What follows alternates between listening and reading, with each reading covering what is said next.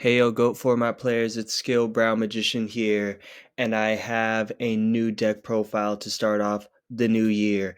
This is Final Ashura Attack, and it's basically a deck profile that can OTK through GOAT tokens, and you can put up 8,400 life points pretty easily. So let's get into it. Basically, this came out of a community post that I did a while back, and I just said, hey, first one to comment, I'm going to build whatever deck you type below and I'm going to make a video on it. So, whoever commented afterwards, I created a spinner and I'm going to pick one of those at random to do next. So, even if you weren't the first one to comment, as long as you put a comment on there, you're still in the running to have your deck chosen for the next video. So, I'll do that at the very end. So, stick around for the wheel at the end. So David Riza, he was the one that inspired this deck. He said, "Yo, man, I need you to make a final attack order deck without skill drain." So here is what I came up with. It's Final Ashura Attack. Let's get into the profile. I'm not going to go into all the cards, but I do want to go into some of the key pieces here. So we have Ashura Priest being our main beat stick and one of our major win conditions in the deck, and we can do some interesting things with Ashura Priest. Obviously, we can combine that with creature swap since we are running a tiny giant rat package. But the main pieces here, you want Ashura Priest and then Big Bang Shot. That'll boost it up to 2100 attack. And if they pull out Scapegoat tokens, you can attack once into each of the tokens for 2100 attack each. And that gets you 8,400 life points. That's game. So if they're playing Scapegoat tokens, that is one of the nastiest combos you can get on them because Big Bang Shot gives you piercing damage, and then Scapegoat tokens have zero. Ashura Priest allows you to attack each monster once. It's crazy. We also run a giant rat package because you get to run Gyaku Panda as kind of like a backup boss monster in addition to Ashura Priest. So this one's nice because if they're running scapegoats, um, then obviously this one gains a lot of attack and he has a built-in piercing as well. He can only attack once, but he has a built-in piercing and he gains attack dependent on how many opponent monsters your opponent has. Something else that I really like with Giant Rat is you go Injection Fairy Lily, which is a huge beater and that can help push for game. And you can also get Exiled Force off of it. So just two Giant Rats just to search into these three options here. And then we're running Breaker. We have, Double Jar just to speed through the deck and get all of our combo pieces because this is a combo heavy deck. You're waiting for combo pieces. You want your Giant Trunade to clear back row. You need your Big Bang Shot, maybe in addition to, some of your other equipped spells here. And then, your Ashura Priest. It is kind of a combo deck. That's why we run certain things to stall and get us to that point. We are also running Iron Blacksmith Kotetsu because he's a flip monster that searches equip spells from your deck to your hand, which is super dope. So you can search Snatch Steal, you could search Prima, things like that. So here is the equip spell lineup that I run. I have obviously Snatch, United, Mage Power, Triple Big Bang Shot, which has an additional backup effect when combined with Giant Trunade, where it basically becomes face up monster removal. So as long as you can equip this to your opponent's monster, it has a secondary effect where when it leaves the field, aka via Giant Trunade, whatever monster it's equipped to gets banished. So you can equip this to your opponent's monster, hit Giant Trunade, and you just basically have spot removal of any face-up monsters that your opponent has, and it's banished. And then you Giant Trunade it back to hand, and you can use Big Bang Shot on your own monsters, which is really nice. Like I said, this is a combo deck, so we do run Swords of Revealing Light just to help stall and to help bios those turns. Also, looping it with Giant Trunade super nice. Double knock, we have one creature swap because we have Sangan, double Giant Rat, and then triple Ashura Priest to, combo with creature swap. Obviously, you have Trinity, we play the one MST, and here is the trap lineup. Super small, but it's super spicy, and it also ties into the Scapegoat OTK aspect because we play final attack orders, which is exactly what David Risa wanted, but without skill drain.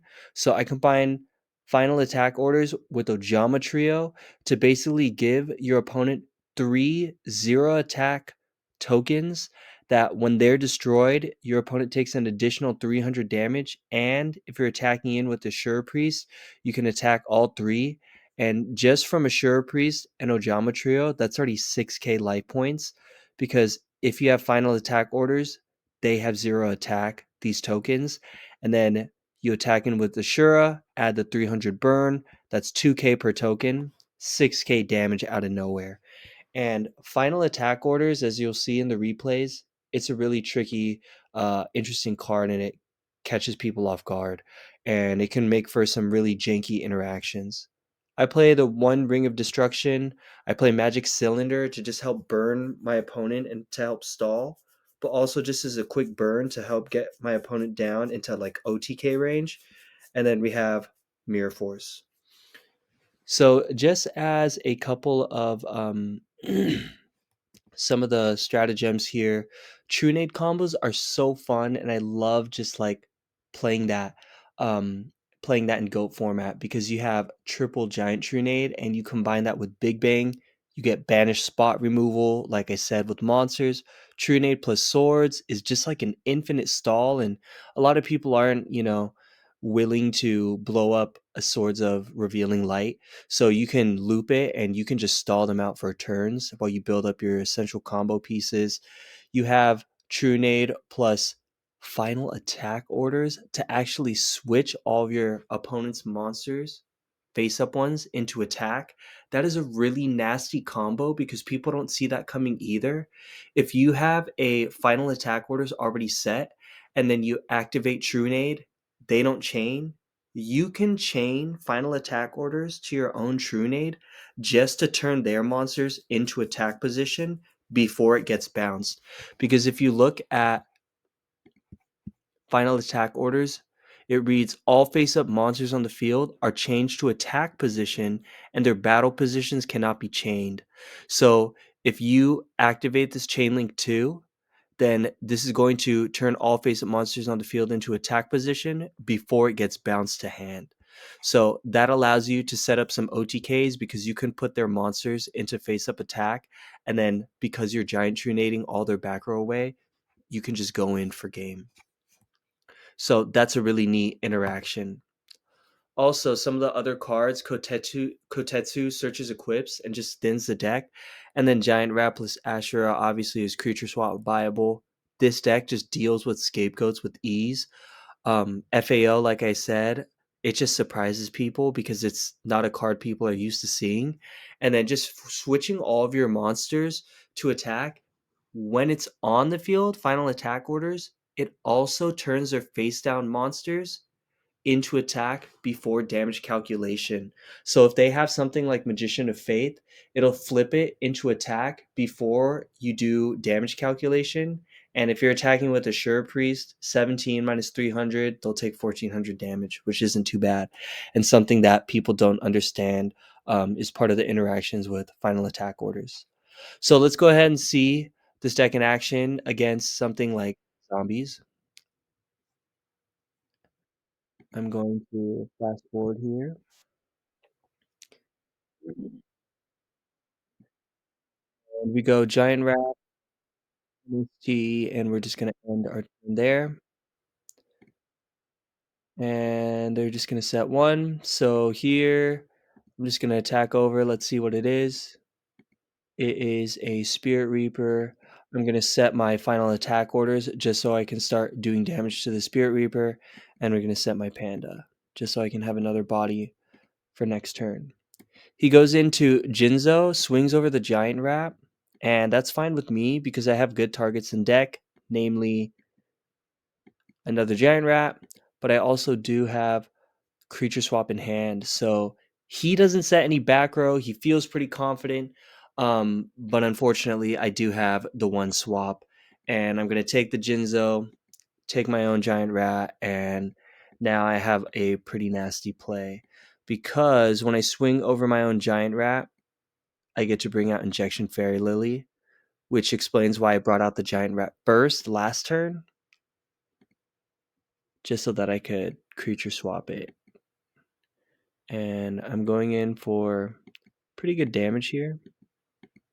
And I also have the Ojama Trio and Final Attack Order set with an MST as backup. He hits me with Lightning Vortex, clears my field, goes Book of Life. Now he has a monster to banish in my graveyard. He has a Ryukoki out, 2400, and I eat it. But he has no back row. And I have Snatch, I have Ojama Trio, I have Final Attack Orders. I just have so many different options here. I draw the Big Bang Shot to get Piercing. I go Snatch Steal, take the Ryukoki, add the Mage Power, drop the Big Bang Shot. Now I have plus 2500 with Mage Power, so he's at 4900 attack. And then when I attack in, on attack, Final Attack Orders, I crash in for 4900, and that's game. So it would have been 4900 plus a 300 burn. Definitely enough for game there. Let's see. I think this guy was running something like Goat Control. And then we have one more replay after this, and then we'll spin the wheel to see whose comment wins, and the next profile will be chosen. All right, we start with Graceful Charity. We discard 2. We don't need an extra Trunade, and we drop the Exiled Force. I was confident, but he actually ended up having a Big Shield Gardna. And I thought, I had Knock, so I don't need Exiled Force, but unfortunately this time it was a Big Shield Gardna. That's okay. I'm just going to set 2, end turn. I have Final Attack Orders and Cylinder ready. Obviously, I don't expect him to attack with Big Shield Gardna. I draw into my Pot of Greed. So here I could do the play, but, no point really. So I just end my turn, and he flips Magician of Fate to get his Pot of Greed back. I probably could have attacked him with my Assure Priest, but that's all right. He draws more, and he tributes over his Magician of Faith for an Air Knight Parshath. I Magic Cylinder it so he doesn't get the draw, and I just want to take some chip damage with me. So here I hit with the Swords of Revealing Light, and then I set my Cyber Jar so it won't get attacked into. He has a set Knock, so Cyber Jar would have been really useful there, but that's okay. It doesn't resolve. And he's going to get rid of 2 cards, Assure Priest and Giant Trunade. He sets another card. Here I'm kind of like, my momentum got slowed down because of the Delinquent duo. And like I mentioned, this is a combo deck. You're trying to accumulate all your pieces before you make your big play. So here I'm just trying to thin the deck, and I'm going to grab Mage Power.